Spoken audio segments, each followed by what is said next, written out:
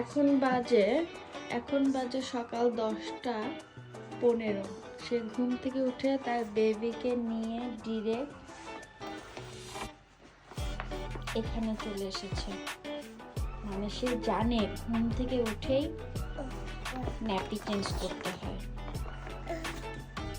বলেন তো সে কি ভুলে গিয়েছে? সে কিন্তু আবার আনতে গিয়েছে।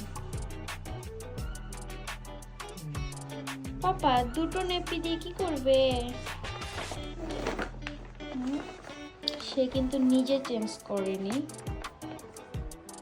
সে উল্টো তার বেবির ন্যাপি চেঞ্জ করার জন্য ন্যাপি নিয়ে এসে একদম ন্যাপি চেঞ্জের ম্যাট নিয়ে এসেছে চেঞ্জ করার জন্য। তুমি কি বেবি ন্যাপি চেঞ্জ করবে? তুমি কি করেছো? তুমি তো করোনি এখনো।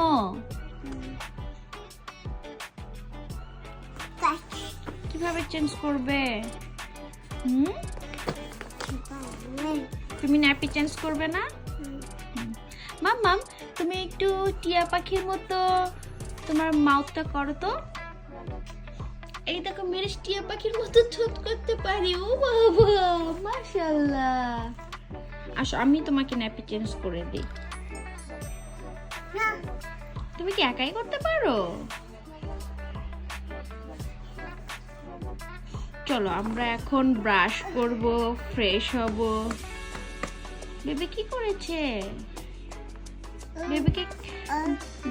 বেবিকে কি করছো তুমি? মেহেরিশ বেবি বা করবে না? মেহেরিশ ঘুম থেকে উঠেই বলে মাম্মা বা। বা মানে সে ব্রাশ করবে, ওয়াশরুমের দিকে নিয়ে যাবে আর বলবে মাম্মা বা, মাম্মা বা।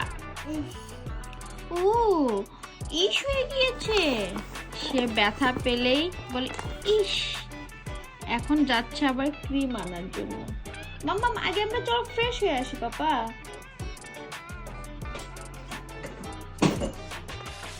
ওরে বাবা আমার সোনা বাচ্চা। সে দেখেন নিজে ক্রিম নিয়ে এসে বসেছে, সে নিজে ক্রিমটাও নিয়ে আসতে পারে। এইটা তুমি দিবে? ওকে চলো আমরা আগে ফ্রেশ হয়ে আসি। ওকে আবার একটু টিয়া পাখির মতো ছোট্ট বানাও তো পাপা। ওকে আমি ওপেন করে দিচ্ছি তো। তাহলে তুমি একটু টিয়া পাখির মতো ঠোঁটটা বানাও তো পাপা।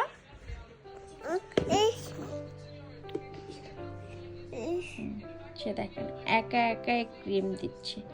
উলি বাবা আমার মাথা মাশাআল্লাহ বড় হয়ে গেল।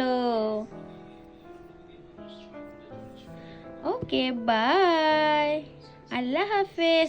চলো আমরা এখন বা করবো আর ফ্রেশ হবো। ওকে আর দাও না প্লিজ, আর দাও না।